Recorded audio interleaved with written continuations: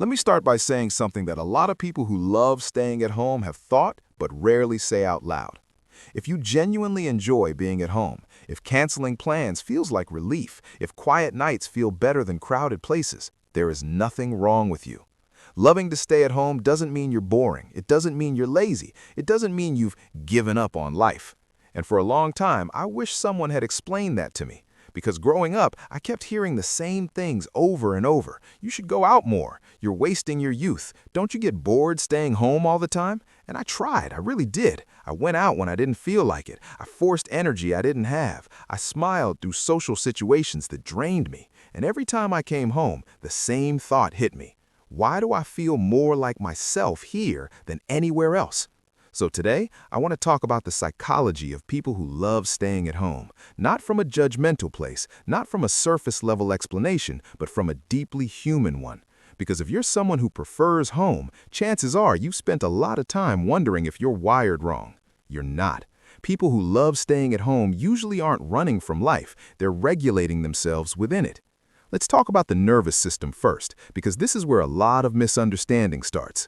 Some people have nervous systems that thrive on stimulation, noise, movement, people, constant interaction. Others have nervous systems that process information more deeply.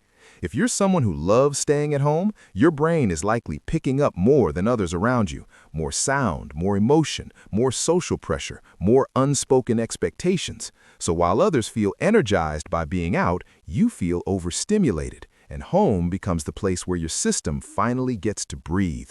That's not avoidance, that's regulation. Home isn't just a physical space for you, it's emotional safety. When you're home, you don't have to perform. You don't have to monitor your tone, your expressions, your reactions. You don't have to be on. You get to exist without being evaluated, and that's something a lot of people underestimate. Another thing people misunderstand is boredom. They assume that if you stay home, you must be bored easily. But in reality, many people who love staying at home rarely feel bored at all because their inner world is active. Your mind keeps you entertained. You think, you reflect, you imagine, you replay conversations, not to torture yourself, but to understand them.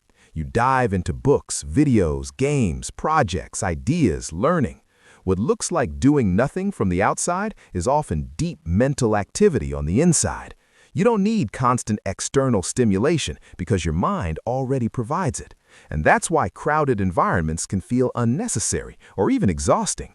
Not because you hate people, but because your brain doesn't need noise to feel alive. People who love staying at home also tend to value depth over volume, depth over speed, depth over visibility. You don't want 10 shallow interactions, you want one meaningful one. You'd rather sit in silence with one person you trust than be surrounded by people who don't really see you. And if that connection isn't available, being alone feels more honest than pretending. That's not antisocial behavior, that's selectivity.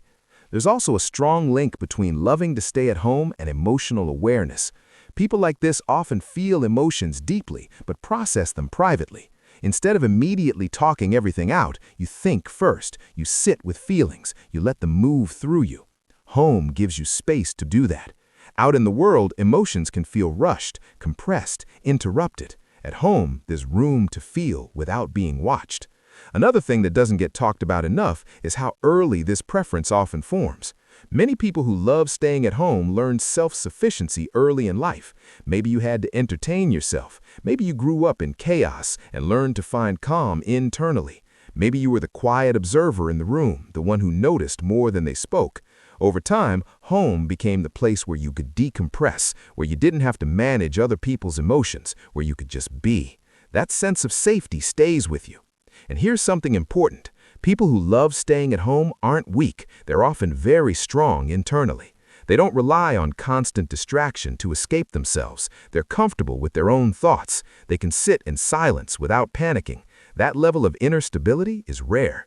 Society tends to reward loudness, visibility, constant social activity. So if you don't fit that mold, you're made to feel like you should. You're told to push yourself more, to get out of your comfort zone, to be more social. But here's the truth. Not every quiet preference is fear. Not every desire for solitude is avoidance. Sometimes it's wisdom. People who love staying at home often burn out less because they respect their limits. They know when enough is enough. They don't chase stimulation just to feel alive. They already feel alive in calm. There's also a creativity connection here. Many people who love staying at home have rich inner worlds. Ideas come easier when there's quiet. Insight appears when there's space. Crowded environments interrupt that inner rhythm. Home protects it. And that's why so many writers, thinkers, creators, and deep problem solvers love being at home. It's where their mind works best. Another misunderstood part of this is loneliness. People assume that staying home equals loneliness, but for many people, loneliness doesn't come from being alone. It comes from being misunderstood. Being around people who don't get you can feel far more isolating than being by yourself, so you choose solitude, not because you hate connection, but because you value authentic connection. When you do show up for someone, you show up fully. You listen deeply, you're present, you care. You just don't give that energy to everyone, and that's actually a sign of emotional maturity. Here's something I wish more people understood. Loving to stay at home doesn't mean you lack ambition. Many people like this are quietly working on themselves, learning, building, healing. Their growth just doesn't happen loudly. While others are chasing external validation, you're building internal alignment. While others are burning out trying to keep up, you're conserving energy. And as time goes on, that difference becomes powerful. People who love staying at home often develop strong boundaries. They know what restores them. They know what drains them. They don't feel the need to explain every no. They don't apologize for needing space. And if you're still learning that, that's okay too. Let me say this clearly because someone needs to hear it. You don't need to become louder to be valid. You don't need to socialize the way others do to have a meaningful life. You don't need to justify why peace feels better than noise. Your calm isn't emptiness. Your quiet isn't absence. It's awareness. People who love staying at home aren't hiding from the world. They're engaging with it differently. They observe more than they perform. They think more than they react. They choose depth over chaos.